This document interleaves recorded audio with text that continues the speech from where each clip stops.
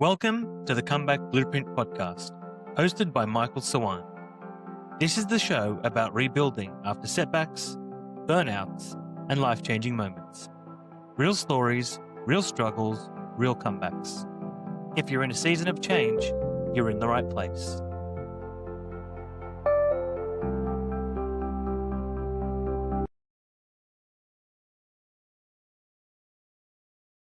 Welcome to another episode of the Comeback Blueprint podcast. Today's guest is Angela Jones, an international fitness and bodybuilding federation professional who knows the discipline, pressure, and mental warfare that comes with chasing excellence in the fitness world. Now, I've interviewed quite a few people in this space on this podcast, so anyone that has picked up on a conversation before knows that this chat will go far beyond the aesthetics and the stage lights, which of course we want to know plenty about. But I would love to have a chat today with Angela about identity, confidence, burnout, pressures on and offline, and really just tap into her knowledge space, what it actually costs to become the person that I guess other people admire. And I think that's fair to say. So without further ado, I'm going to leave it to Angela. Angela, welcome to the Comeback Blueprint podcast. Hi, Michael. It's great to be here. Thank you. Absolute pleasure. And of course, you're joining us from I'm sure it's a heated car, given the temperature. Yes. Yeah. Now, in between clients and teaching classes, yes, and juggling 3 kids. So, yeah, we're just making it happen from a lovely warm car. Absolutely. A lot to unpack just in that sentence alone. So appreciative. And I guess that's a beautiful description, because it leads me to the first question I wanted to ask. People would know if they go onto your Instagram, and we're gonna talk more about you as we go along, but I just want to touch on Angela before bodybuilding entered the picture. You know, was it pre-motherhood? Was it during motherhood? How did that come about to where you are now and you've got this wonderful client base? Okay.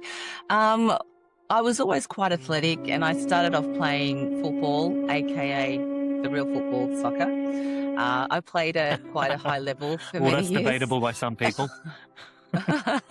Yeah, I know that's open for debate, and I'm sure there'll be a lot of arguments for and against. But ultimately, I played soccer for a long time. I danced growing up, but I came into the gym scene as a gym instructor when I left school.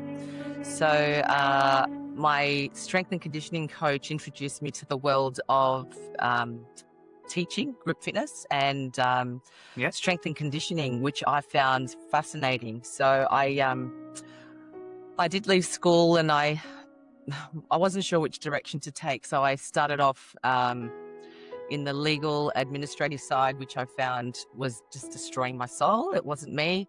I tried a few different fields, and it just wasn't sitting right with me. And then when my strength and conditioning coach gave me an opportunity to have an apprenticeship as an NRL athlete, where I went to college several days a week and then worked within the gyms running programs and also structuring the indoor soccer tournament, the games as well. So I came to love that field, the energy, the people that I met, and just the environment felt right for me. It just felt natural, and it stimulated my soul, which is really important. So if I love something, I know I'll do well.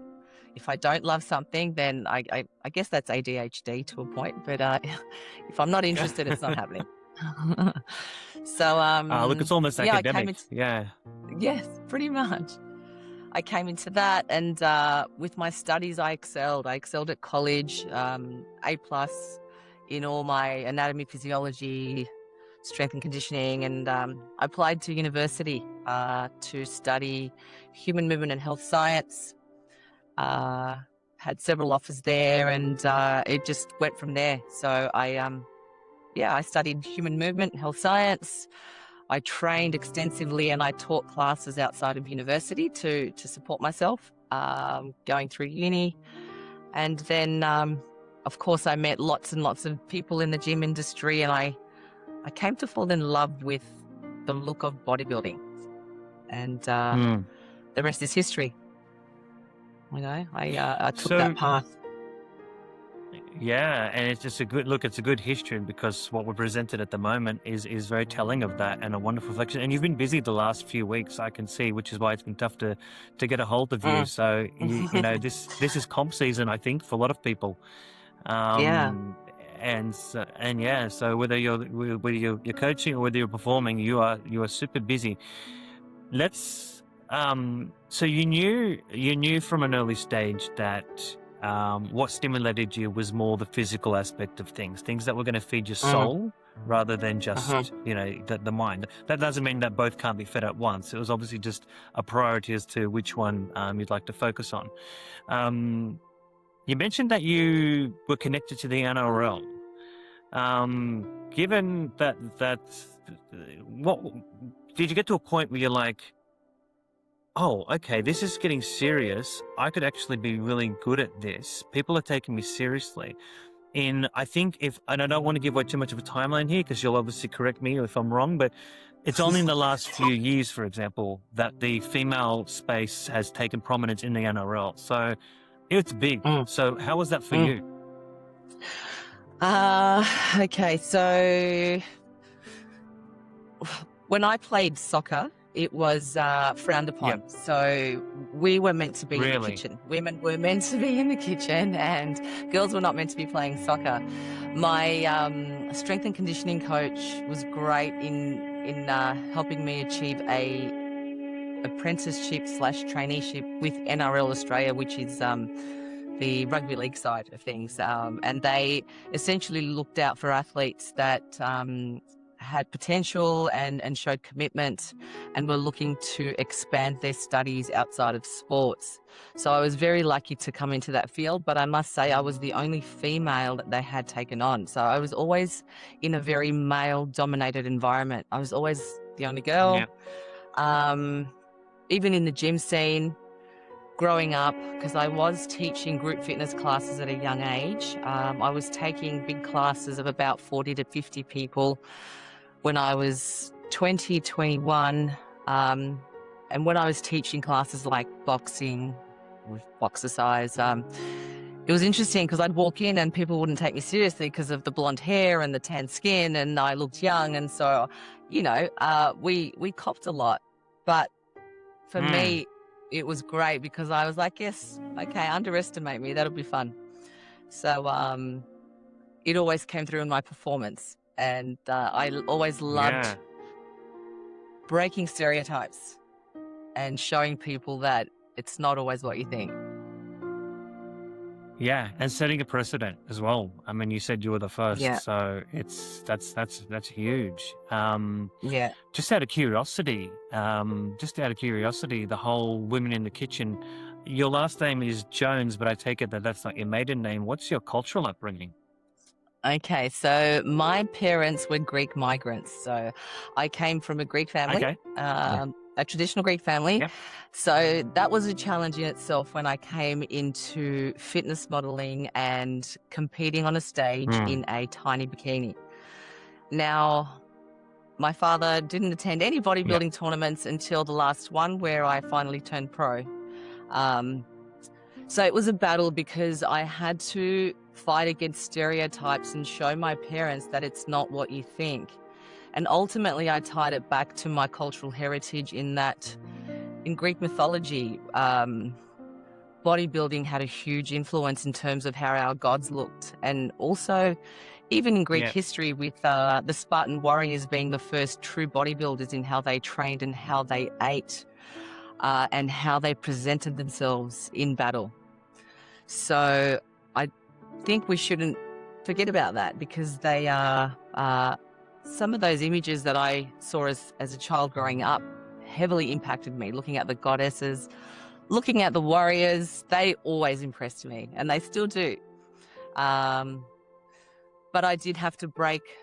I'm thinking of Hercules, for example. That's the first one that comes to mind in terms of Greek mythology. Oh, there's like, Achilles. the epitome of there's the Achilles. male There's Hercules. body. Yeah, there's Achilles.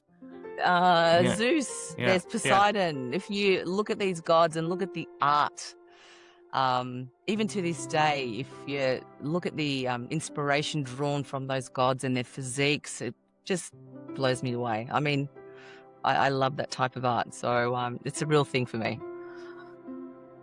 Yeah, but conversely, and again, I'm going off what I remember. Conversely, like the women in Greek mythology, like I think it was Meg or someone who was attached to Hercules or whatever, they were presented more delicately. So it was like a complete opposite. So Yeah. there is that sort of when you look back on it. Yeah, yeah.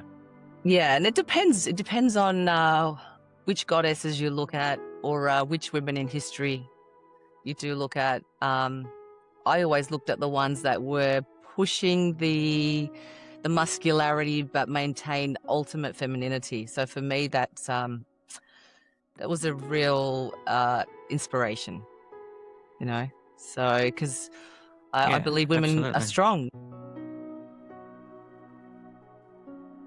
I could vouch for that. I'm married to a very strong woman.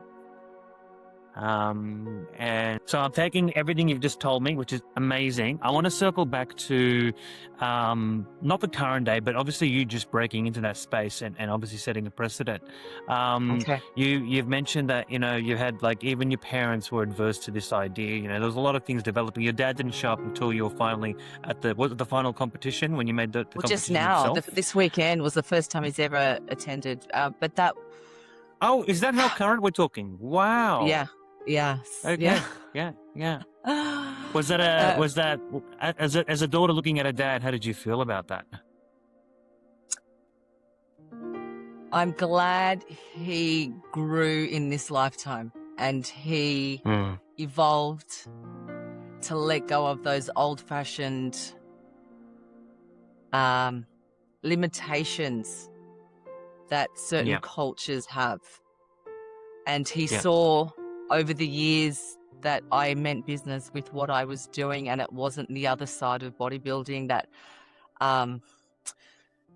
can be linked to, you know, there's the good and the bad with bodybuilding, obviously. So for me, it's the athleticism, it's the challenge, the physical pursuit that I love. And of course, bodybuilding can attract the other side, which is the vanity, the narcissism. I was going to say the vanity, the vanity and the that's where I perceive it sometimes. I'm very aware of that side, and I try and steer clear of it. I always maintain. How do you define the difference between elite discipline and self-destruction in your field?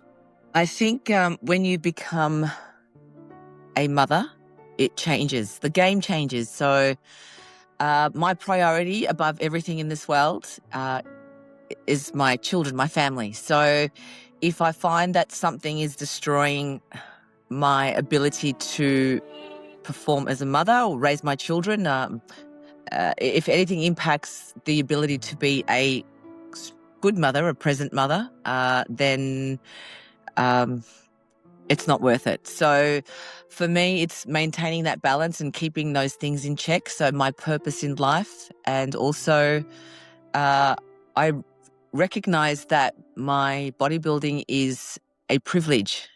So it's easy to get caught up and turn it into an obsession, but it's a privilege. It's a hobby that I enjoy. So it's something that adds to my life as opposed to something that takes from my life. It takes work, though. I think it takes a lot of work to get to that point, a lot of self-reflection and a lot of healing work to get to that point. So I can definitely relate to that. Probably not in bodybuilding. I haven't gotten to that stage yet, but I think like even with this podcast, I do it it's the labor of love. I'm not going to get profit from it in terms of the financial way, but it's a wonderful way for people to convey their message and reach a wider audience. But I know if that becomes an obsession, takes me from my day-to-day and my work and actually getting things done, I don't know if you'd have to put a hard stop on it, but you have to refine and review how you're doing things. I've seen it as well. I've seen it. Yeah, I was going to say, have you ever had to do it the hard way? Have you ever had a moment? I've seen it with people in general, and I've always believed if bodybuilding takes from your life, then you shouldn't be doing it. If it augments your life, if the bodybuilding lifestyle gives more to your life, so if it's destroying relationships, if it's destroying your ability to go out and work or grow, then it's not something you should be doing. If it's something that augments your life, if it brings good things such as health and training and nutrition and keeping you away from bad habits such as drinking every night or eating a lot of fast food, and then it's just finding that balance and making sure that it's giving to your life rather than taking. Augmenting, as you said. I love the use of that word. So definitely. And what about the recovery side of things? Because you'll do a session, you'll do a show as you've done, and you've got one coming up, and you'll do a show. Then the recovery is going to have some mental implications, emotional, physical. How do you ensure that in your own recovery you can still go about doing your I won't say duties, but obviously attending to your responsibilities, mum, wife, other things? So there's always guilt in the back of your mind when you're recovering or taking time off. And that also comes with being a mum as well. We get the guilts about everything, right? Are we doing the right thing? Could we be doing more? Why am I resting? And if you're a high performer, you find it very hard to switch off and rest. But post-show 1 this season, I just switched off and stayed with my family, my children, my husband, my good friend, and we had dinner, we relaxed, we talked about nothing else except for life things. Such we weren't talking about business, we weren't talking about bodybuilding and commitments, just being. The following day, had a good day recovering. I made sure I took some time out to get a massage and also just take the time to slow down and do things such as clean my home. I know that's not recovery for other people, but for me it is. It's healing. It's therapeutic. It's therapeutic. It's cathartic. Absolutely. Cathartic, that's the word, cathartic. So, I've had this conversation before and I've always agreed, house cleaning, it's underrated. It's great. I love it. Because when my space is in order, I feel at ease and I feel like I'm ready to go again. Do you think high performers struggle to still to sit still because achievement becomes addictive? Absolutely. And I think it's something that we need to learn to do. So I think high performers think they need to always be switched on. But are you a high performer? I think so. I can't switch off. Or a balanced performer. Well. Okay. Yeah. I think I'm a bit of a high performer. I'm not really satisfied unless things are done perfectly. And even my client, there's a good client of mine, actually, she makes me laugh. She asks me if I've got OCD because even with our training sessions, they have to be done precisely and we have to make sure we're not skipping anything. So she asks me whether I avoid stepping on cracks in the road or on a footpath. So I guess I am. Yeah. You mentioned we talked about motherhood just a moment ago and obviously finding that balance. Do you think that would have also shaped your approach to what you consider to be high performing? Like, it's like, where do I want to perform most in life? Where do I actually want to truly excel? So motherhood changes you as an athlete.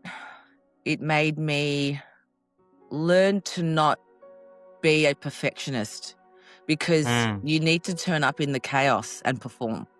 It's never going to be perfect. I love that. It's you turn up in chaos, you turn up exhausted, emotionally drained, destroyed. All mums can relate, right? Whether you're doing the school drop-off, whether your child's had an issue at school, whether your child's working through a problem, there's always something when it's motherhood. And if you've got multiple children, there's always life taking place. So there's never going to be the perfect moment where I'm going to turn up to training and I'm going to feel energetic and motivated, and nothing's going to have taken place where I'm going to feel that, I'm just switched on and focused. I always turn up in chaos and take 5 to 10 minutes to breathe and get focused, warm up and start my session. But it's never been easy.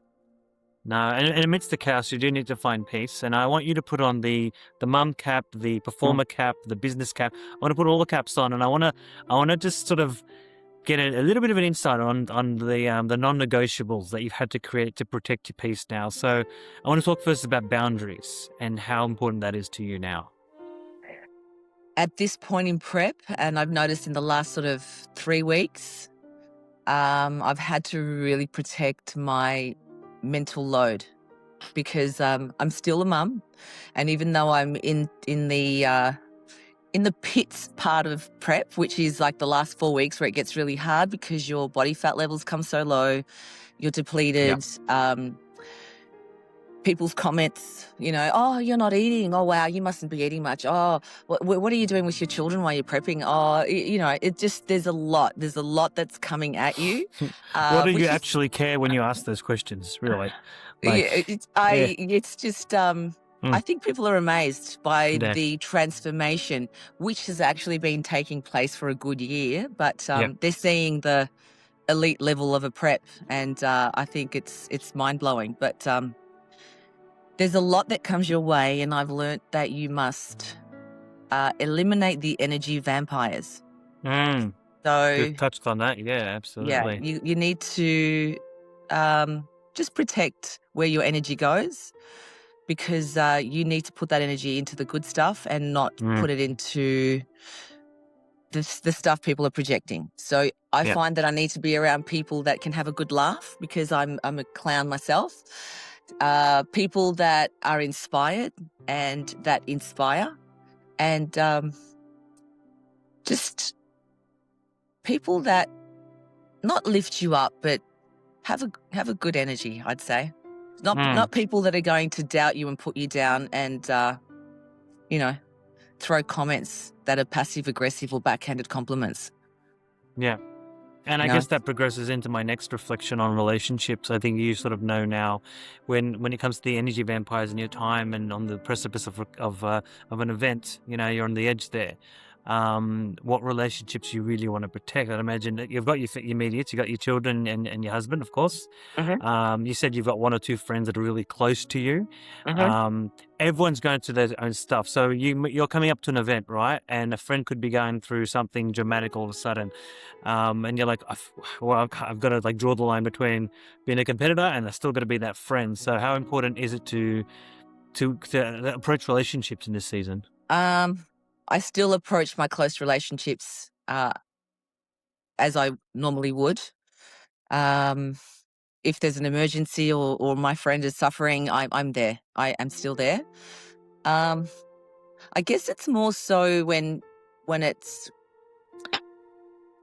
for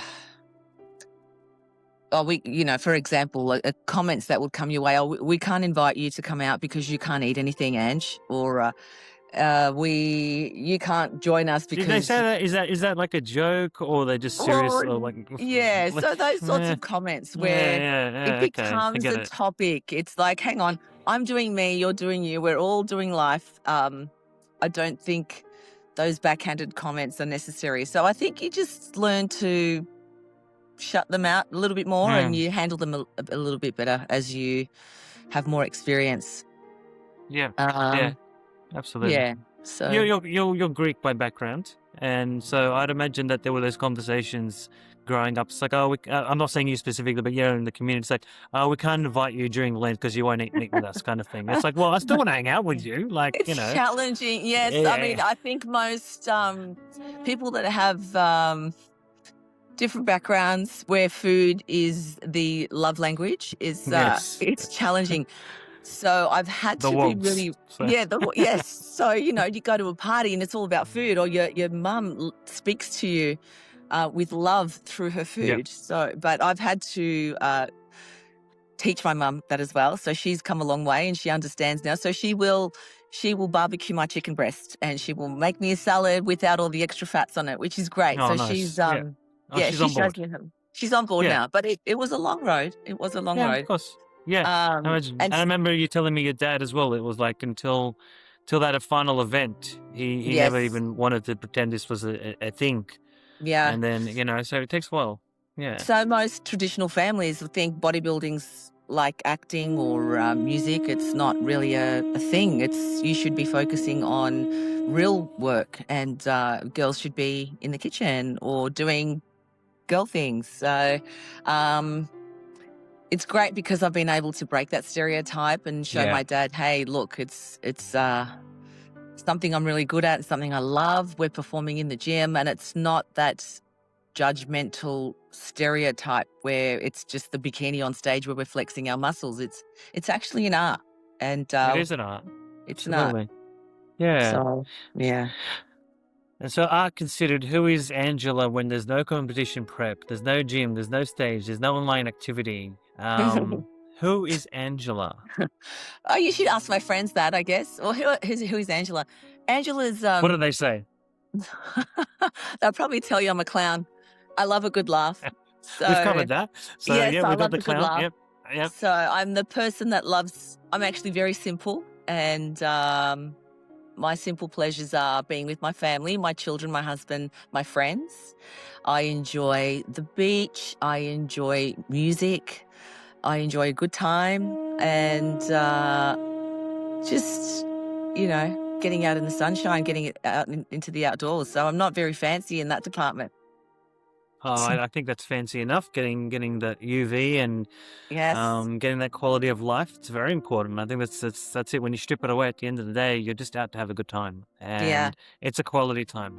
Yeah. And something I admire about people in this space, in the fitness space, is that they value time. Like it's no second is wasted, no second is thrown away, and you protect that, just like you protect your sleep, just Absolutely. like you protect yourself from social media. Because if you sat there and listened to the naysayers all day, Oh yeah. the energy vampires, as you said, and I Mm. think you probably have learned. I don't know if you agree, but you've learned that in life you had to say more no than yes in your time Yes. to And certain things. it's taken a long time to be comfortable now to just say no. Yeah, But you learn over time. You just learn. yeah, absolutely. Mhm. So success changes people. It does change people. You are a very successful person, Angela. Sometimes it can expose things too. What has success itself taught you about Angela? What has success taught me about Angela? What has it taught you about yourself? It's taught me that I'm a fighter. Mm. It's taught me that because I didn't have things handed to me, I've had to fight for it. And it's also taught me that it hasn't changed me. So it's taught me that I'm quite humble. So I Yeah. still see everyone the same. I still treat the janitor the same as the CEO. And I'm always interested to see how people treat other people when they don't know that they are successful. I think that's very telling of you, and it's very telling of a character. It's Absolutely. it's how you. It's why should I know everything about you before I decide how I'm going to talk to you? How I'm going to treat Absolutely. you. Absolutely. Strength of character. Strength of character, absolutely. Everyone's an iceberg, just Yeah, holding it together underneath. Or is it the duck paddling underneath? It's one of them. So, that's true. That's true. yeah, absolutely. So, what else has success taught me? Success has taught me that we're all still human, and some people have just had different opportunities. Do you find this is just a very open-ended question. Are there any insecurities in your life that you found success couldn't fix?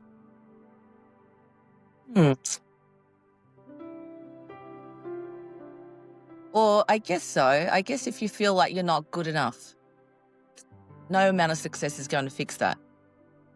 You need to do the work and believe in yourself. So that takes work, and that takes dealing with past traumas, I guess, growing up and things you've had to deal with. Yeah. So yeah.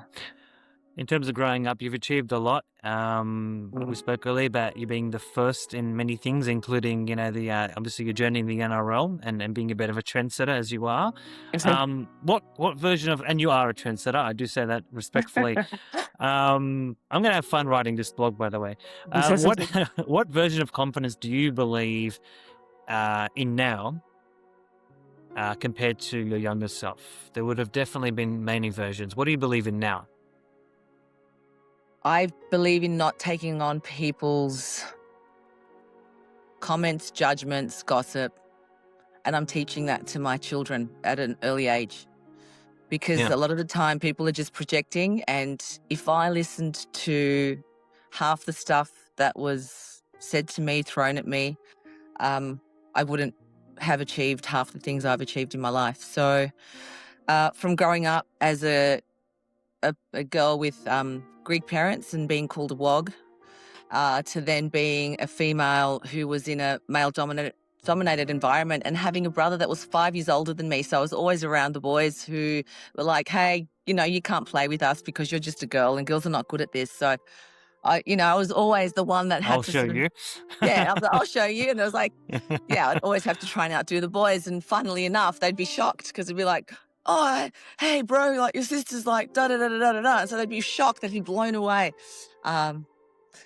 Yeah, it's just along the way, I've learned that you need to be headstrong and not influenced by people's opinions. They're going to talk anyway. People are Exactly. going to talk anyway. So Exactly. you may as well do what makes you happy, and you may as well, reach for your own dreams. It's your Yeah. path. We're all on a different path, on a different journey. So go your own way.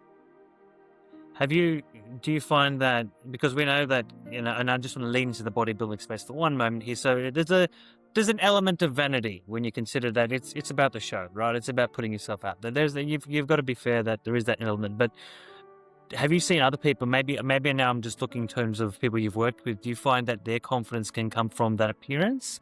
Or was it just from surviving hard things that led them to that journey? Because I just find that everyone's journey there is very complex to get to that space. That's the beauty of our industry. I've met some of the most interesting people that I would not have met if I wasn't working in the gym industry. I've met my husband. I've met some Yep. of my best lifelong friends in the gym. And believe it or not, it's just been life-changing. On the flip side, I've seen the other side. So the gym industry's attracted all sorts of, different issues, people that are battling different things in life, and also the vanity side of things. So I just find that they're on a different journey and they still need to have an awakening. And it comes eventually. It comes. We're on a different journey. But the ones that bother me the most are the prima donnas who have taken on the vanity is the main focus, and we're above people because we look a certain way. And we all know things can change in a heartbeat. So the way you treat people says everything about you as opposed to the way you look. Absolutely. So, Yeah. yeah. And life can change in Absolutely. an instant. So we need to work on the inside. We need to do the work mentally, emotionally, and spiritually, as well as externally. So, being strong and healthy, and Yeah. we're not one-dimensional. No, definitely not. And I can attest to that. I was no Ronnie Coleman. I was no Jay Cutler. That's for sure. When I was at the gym at 25, Yeah. but I did have a bit of vanity to me. I did, and I loved the way my body looked, and I was very proud of it, as you would. And then, I don't know if you read the story, but I had a heart operation that led to many complications, Wow. and and heart attacks, and you name it. Like I had a lot going on at 25. Wow. At 25. Which was 25, which is what led to this podcast and why I wanted to do it. So that's going back about 15 years now. But back then I was very, very confident in my appearance, and I banked on that to get me by. But those last 15 years, it was like, wow, blink in an instant, you've lost it all. I can go to the gym, but I 100%. can't do what I used to. So I've 100%. had to find a new way of being empathetic towards other people too, and being like, Beautiful. we're all going through the same stuff. So I can So absolutely agree true. with what you're saying. Yeah, absolutely. I worked in the hospital system as well for a long time. So going into intensive care units or into the children's hospital, and being exposed to people that are suffering in different ways just made me see life differently. So Yeah. yes, I love bodybuilding. Yes, I love show day where we get to, they do the hair, the makeup, the glitz, the glam, and look like a statue. I'm fully aware that there's another side as well to life. So Yeah, absolutely. it's Yeah. important that we. You'd know it yourself. I would have been taken to the rehab gym or whatever in the hospital, and everyone else there is 70, 80 recovering from a heart attack or something, or cancer and whatever, and I'm there 25 going, oh, okay, this is my new life now. I'm gonna embrace Yeah. it. So you're right. Yeah. Yeah, no, it's glad you had that exposure to it. So Yeah. what's something that people would assume about? We'll use the word strong women here, but the reason I say that, and the reason I use the phrase strong woman is because what's something people would assume about a strong woman that you wish they understood better or differently? Okay, that's a really good question. I wish they would understand that we're all human and we all have a soul, because I think when people first see that exterior, they form a judgment very quickly, and people seem to think that you are instantly much stronger than the majority of the population internally. And in my experience, I've found that people are very quick to then start throwing mud your way. So whether it's people huddling in groups and having a chat and staring and laughing and talking, or, you know, uh, basically fit shaming somebody, Yeah. or, assuming that you need to be brought down a few levels because you've threatened them with your appearance. Or I've had people tell me that I'm intimidating, and I'm like, well, I Really? don't think so. I don't think I'm intimidating. I talk to everyone. Everyone's the same. I love everyone. I enjoy having a good laugh. And they're like, no, just by the way you look, you're intimidating. And I was like, well, there's a difference between being intimidating and being intimidated. But this is a Yeah. general mindset, as opposed to someone that's morbidly obese. If someone that's morbidly obese walks in, you'd find that, generally speaking, people are more understanding, more empathetic. Yeah. They'd be more encouraging. They would be quick to tell them that they're doing amazing. Whereas if someone that comes in and they're shredded and they look strong, it'll be there's more tall poppy going on. They'll be like, Yeah. oh yeah, your hero, or yeah, you're strong, you'll be fine. There's an instant judgment that takes place. So I just wish people would be less inclined to fit shame. Yeah. And understand that we're all human. The obese person, the strong person, the shredded person, the middle-aged person, the young person. So we've all got feelings, and let's not be so quick to judge based on the exterior. Yeah, absolutely. If we ever do another podcast, and we're definitely going to, we'll do one in person. I'll get you to meet me, because I wanted to just touch on that, because even now, in my age, people still look at me as tall and broad. I look like I'm well built. And so if there's a big, massive, like a task to carry a large item or something, oh, Michael, do you mind helping us? It's like, hold on a second. Don't assume straight. Instant judgment. It's like, so I'm honored you think I'm that strong, but yeah, it's like, yeah. That's so funny. It's funny, but outside fitness. Then there's the other thing. There's the other aspect where, because I'm a mum, so we're around the school environment or a general pop, or, if you're out and about, and if you're looking like you're in comp mode, if you're shredded, I think the general judgment is people assume because you've been able to do that, you've taken illegal substances. Right. Because they've tried the yo-yo dieting, they've tried the 2-week detox, they've tried the water diet, they've tried the crazy trends that are online, and they're not really getting anywhere. And then all of a sudden, someone's getting these grand results visually. They're not understanding that it's a competition prep. So then the general judgments start, and they'll be asking, oh, what are you taking? Or how did you become like that? What have you taken? I'm like, well, a lot of chicken breast and broccoli, and a lot it's of training. It's a lifestyle change, my friend. There's more to it than just, a lot of training at 11 o'clock at night when I'm exhausted. Yes. There's been no alcohol, and like, well, good for you. But yeah, so yeah. So with all that buzz around you, what keeps you grounded?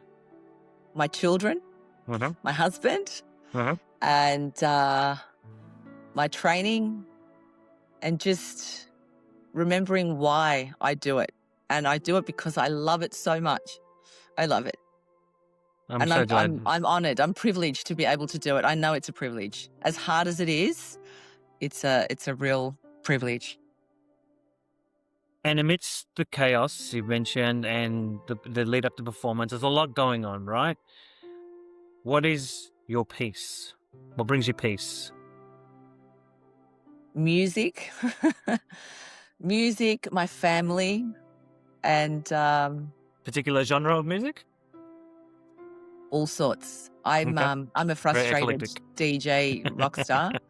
So everything from house music, melodic trance to some rock, pop, yeah, all sorts, disco, yeah, funk, all sorts.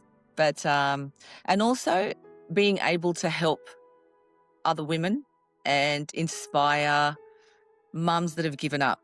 So I've spoken to some beautiful mums that have cried out in desperation, whether they're going through menopause or they're fighting an internal battle with giving up. And Yeah. everyone's going through different things, whether their loved ones fighting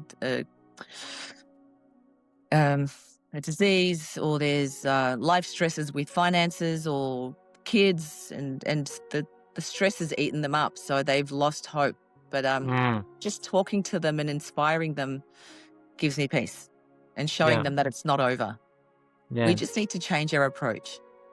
Absolutely. There's so many guests on this show now. I've done that many that'll tell you a similar story, whether it's the menopause movement, Amen. or they've overcome a life-threatening illness like cancer. They bounced back from cancer, or they've lost someone to cancer, and they found that they had to reinvest in themselves. The old saying, or I know I've said this before on my podcast for those that have heard it, but it's that one where it's like, if the plane's going down and you've got to put the mask on yourself first to help others. So, you're in that survival mode of helping everyone, then you just realize, hold on, I've got to get my house in order before I can start, Absolutely. Yeah. helping others. Yeah. Yeah. Like, you can't pour from an empty cup. And I Yes. tell mums as well, I said, listen, you're going to be a better mother when you actually start looking out for yourself a little bit more. So just keeping strong and healthy, Yeah. you'll find that you'll actually be a better mother, and you'll show up better. Yeah. Do you think the industry does sometimes forget that you guys are human beings first? And how have you sort of tackled that?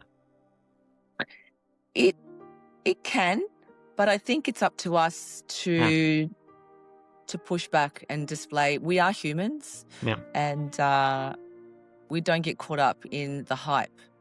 There's always trends and hype in the fitness industry. I've seen it over the years. So it's easy to get caught up. Now we've got the skinny movement, but I'm going to stand strong in my movement, which is the strength movement. Is that happening now, the skinny movement? That's Okay. the skinny movement. So if you are on Skinny Talk, it's all girls should Skinny be talk? skinny, Okay. skinny. So, and I'm so glad that even when I was growing up, I used to always look to the girls of wrestling or goddesses. Hey, I and still watch it today, by the way. So Yeah, they look amazing. They look so hot, so strong, so dynamic. And I'd prefer that any day over being stick skinny. But hey, each to their own. And if you're Each to their naturally own. skinny, that's fine. So, we're not shaming anyone here. But if you're somebody that's naturally heavier and bigger, you shouldn't feel that you need to destroy yourself to go down that skinny path. Yeah. Let's embrace what we've got, whether you're skinny, larger. Embrace what you've got and work with your genetics. Use the tools God gave you. So, Absolutely. yeah, or the body God gave you, should I say. That's true. So true. Yeah, absolutely. What do you think? Well, okay, so what do you think? What would you say to someone who's stuck in that sort of mindset in their own body, going, what do I do with this? Like, what direction do I go? Where before they decide if they're going to go the skinny route or the thick route or whatever they are, because you said it's either way, what's the first thing they should be asking themselves? Are you strong and healthy? Can you get through a day without feeling weak? Do you find you struggle to handle emotional stress? Yeah. Because I find that when you train, you learn to not sweat the small stuff as much, and you learn to cope with problems in life just like you would cope with training. So you go into the gym, you pick something up that's really heavy and you feel like you're going to fail. So there's a part of you that wants to put that bar down. But there's the other side that you're training mentally that pushes you to overcome and lift that weight and execute the lift and continue to do so. Then the next week you come in, you go a little bit heavier. So what you're doing ultimately is building physical strength. But at the same time, you are developing your mental strength, which I find will get you through life. Yeah. So it's not always just the appearance, it's how you're performing in life. And then you need to reassess. Walking and chewing gum at the same time, I think. Just, do it all at once. So. True. what would you? I want to look at sort of the comeback element of our podcast as we head to a close. What habits in your life were changed most outside the gym? What have you changed most outside the gym habitually? Um, what have I changed outside the gym? I've Mm. learnt to not be influenced by what's going on. So, for example, crazy amounts of eating or drinking constantly every single weekend, Friday, Saturday, Sunday. So I've learned Yeah. to, manage that side of things. Um, I've learnt to eliminate toxic people very fast. So I've learnt that in the last sort of 5 years. There's no room for it and there's no time for it. Very fast, out the door. What else have I learnt? I don't know. Give me some examples. I guess what you can and can't control is another one. I would imagine when you were younger and there was that sort of phase of Yes, trying to that's make a an good one. impact. That's what I thought when I was Yep. reading your story. Motherhood teaches you that you can't control a Mm. lot. So again, I've learnt to turn up in the chaos and deal with Yeah. what's handed to me that day, and learnt to not crumble. We deal with what's going on and we move on. So yeah, just turning up in the chaos and performing. Yep, absolutely. Now you help men and women, and I wanted to have an opportunity now to talk about what you do on the day to day because we want to make sure we give your business a plug. But first of all, what advice would you give to men, me being one of them, of course, who silently tie their worth to performance and appearance?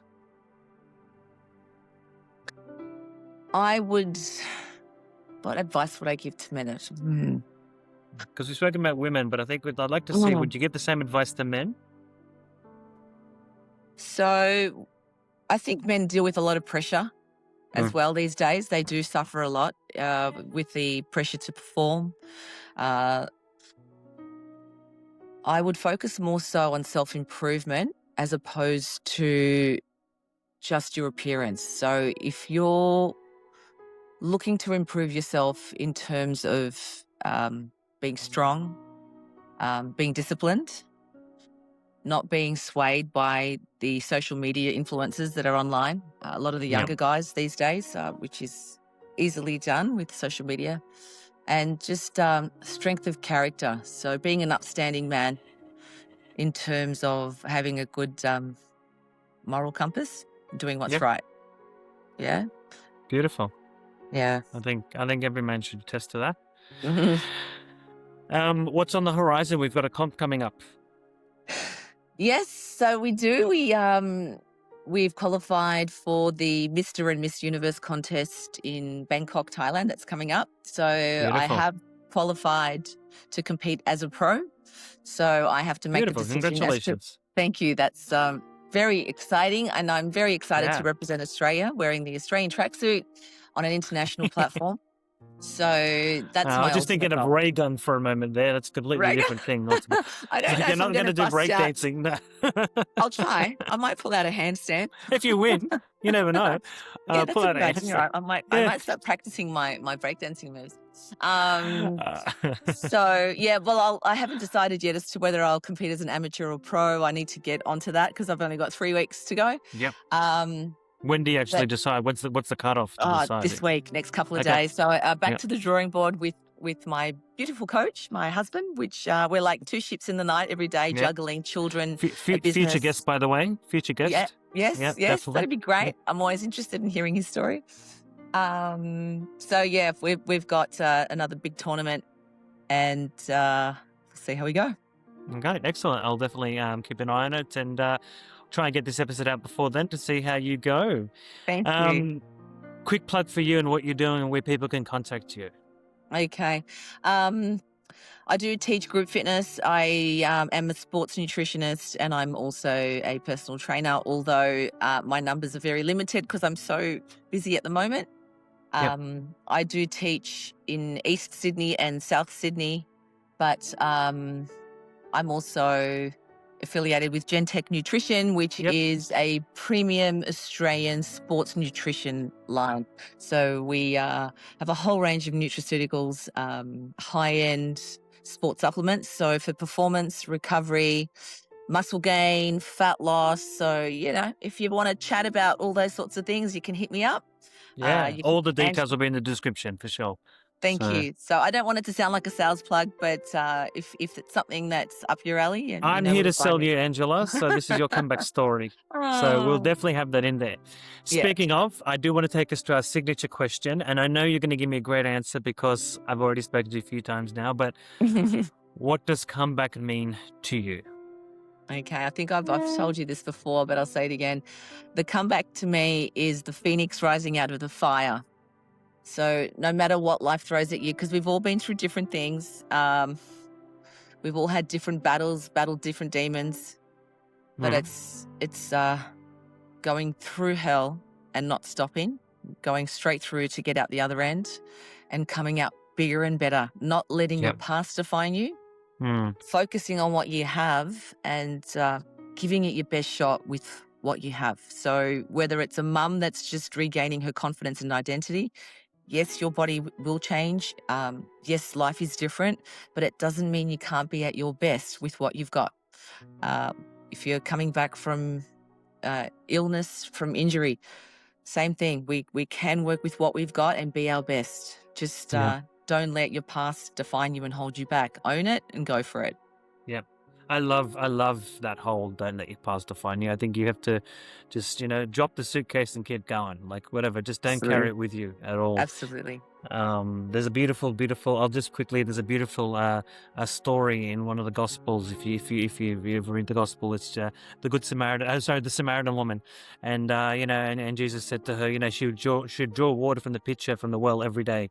And, she'd hold on to that water because that's what kept her thirsty. As soon as she figured out she didn't need it anymore, she left that behind and she lived a new life. Like she just left the past with her and she kept going. I think that's beautiful. And I think it's just, I'm also a victim of that. I always look back on my health, and at some point I have to say, no, my health issues is not what defines me. I'm beyond my heart attack and all that stuff. So absolutely. I love that.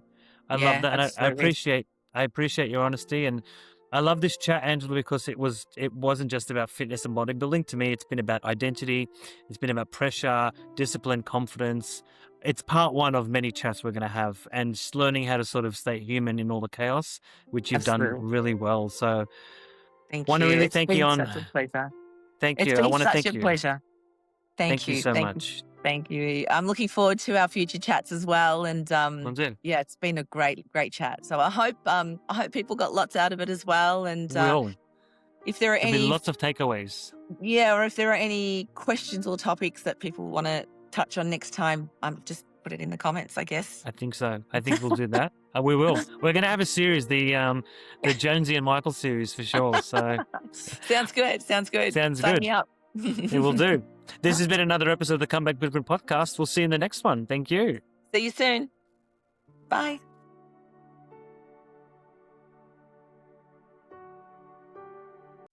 You've been listening to the Comeback Blueprint podcast with Michael Sawan. Real stories, real struggles, real comebacks. Follow these comeback stories on Spotify, YouTube, Instagram, and anywhere else you can find us on social media. And don't miss what's coming next.